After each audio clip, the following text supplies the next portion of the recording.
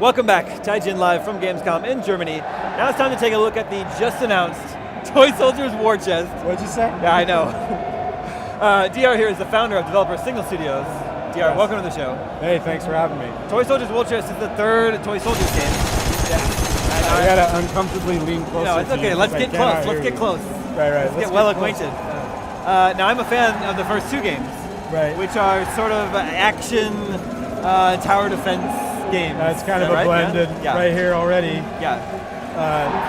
They jumped right into the turret, so always the hook of Toy Soldiers is that it's kind of a tower defense action strategy blend, but there's really nothing on the battlefield. You can't take control of yourself. Sure. Yeah. And that's kind of like the hook that we've always had since the first original one.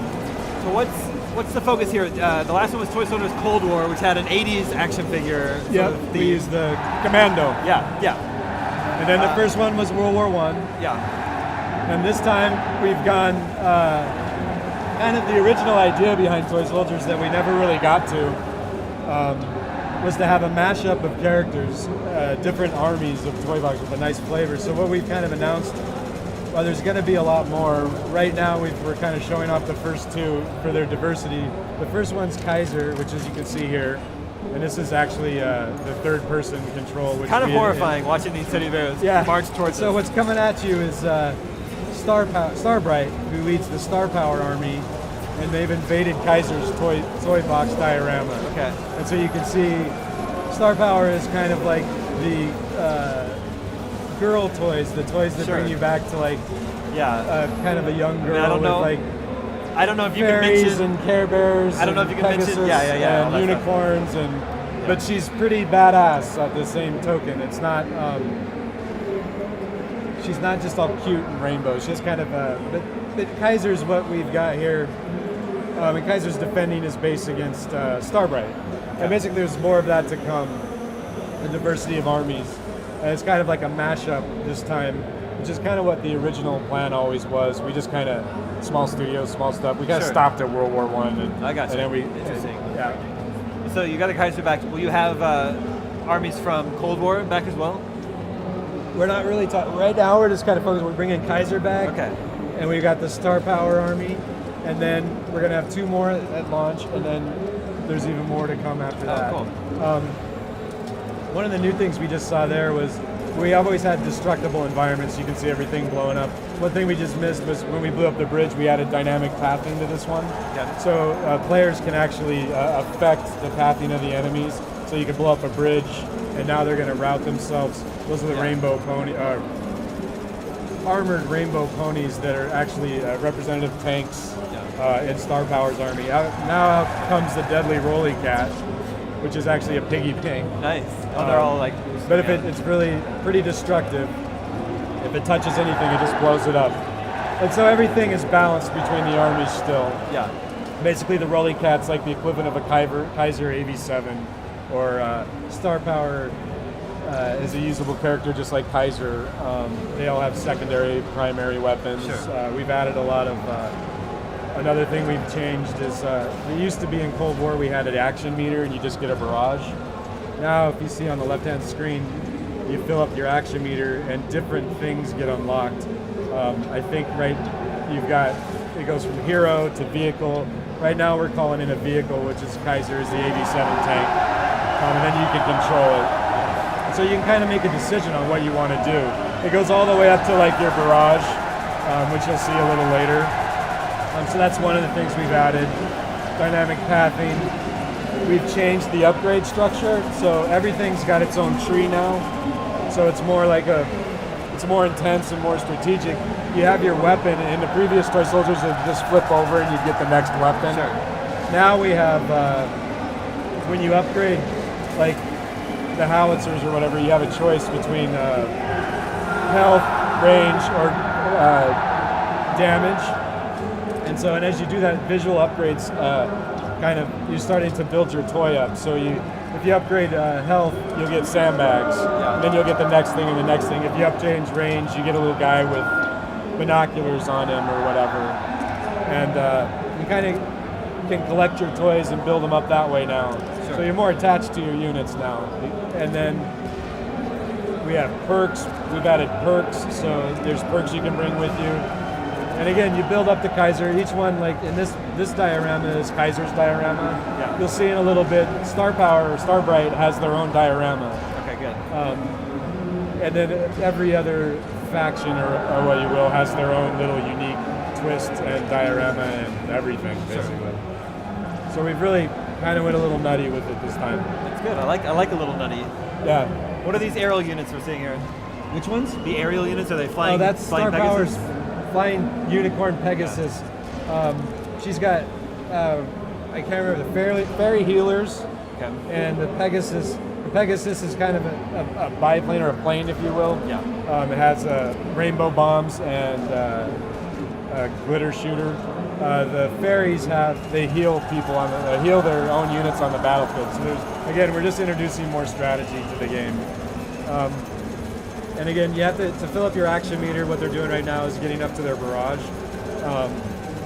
You have to be using your units because we always want to encourage people to get into the action and have some fun.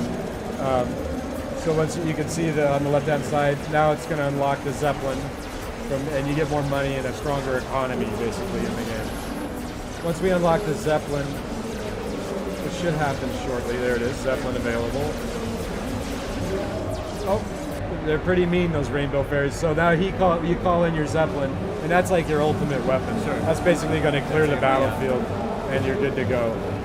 And that's kind of what we had in the previous Toy Soldiers. Sure. Commando, excuse me. Yep. Commando was a call in your hero. Now you can do it at any time. And we've spent a lot of time improving. Before the small studio, controlling characters in Cold War was kind of like imagine a popsicle stick. Yeah, sure. So that's all the money we had, right? This time we spent a lot of time on improving like the third-person controls. It controls a lot more like what you would expect, you know. It's really great. This is actually Starbright's army. Okay, nice. So you can see the difference. This is actually the equivalent of a machine gun. And what we've got is actually it's a bubble gun. So we're shooting bubbles, which are deadly. And you can see the detail. We go into, there's fairies tossing, buddy bears, as we call them, into the air. As you can see, the guys are flying up. The bubbles are very destructive. This is another weapon that's based on kind of like Cold War when we had to fire the mashup weapons. This is like a sun reflector. So that's like her anti-vehicle, or anti-tank, anti-vehicle weapon. Her diorama is completely different. It's in the backyard. She's out in her own backyard playing with her toys. You've got the, just like the Kaiser, you build up your action meter. Now we're calling in Starbright. Starbright's got her primary weapon. And again, we have multiple primary weapons and secondary weapons. She's got a glitter gun. But again, don't let her, as we've been saying, don't let her cuteness fool you.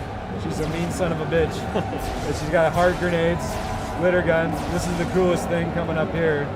Her secondary weapon's a cake wand, which is super devastating. Basically wipes out the whole battlefield. Her vehicle's the Pegasus, which you brought up before. Yeah. So she calls in kind of a flying unit. Again, this just kind of shows you how each character is unique. You kind of can go through your tree. Each character has their own campaign. So when you pick a character, you're kind of going through and building you're doing it again, kind of building up that character. Sure. We have multiplayer. We're going to have co-op again, so you can fight Starbright next to Kaiser. Yeah. Nice. And again, that's kind of always been the original vision of Toy Soldiers. Like, what would it be like if Kaiser fought Pat in World War II or whatever? And that's really what we want to bring about. And the reason why we're starting by announcing these two is because they're so much different. Yeah, the Starbright's very different.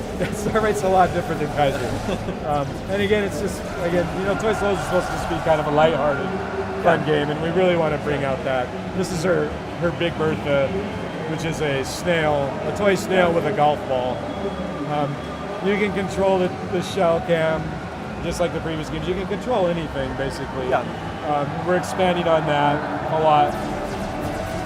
I like the camera that follows the shell. Yeah, that's totally controllable shell cams, which we have from previous games. Yeah. So would you say this is the Toy Soldiers game you've always wanted to make? It is. It's going to be. We're really excited. It's going to be one more thing. So that's an example of how they visually changed. That's the bubble gun, but they've upgraded the defenses on it. So it's got crystal defenses. Yeah.